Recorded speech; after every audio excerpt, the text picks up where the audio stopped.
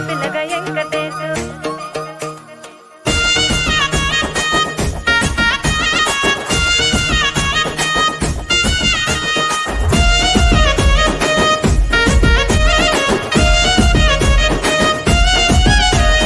చిత్రాల మనసు నాది చిన్నగా పోతుంటావో చూడక పోతుంటావో ఇంట్లో చిన్నదాన్ని నేను చిత్రాల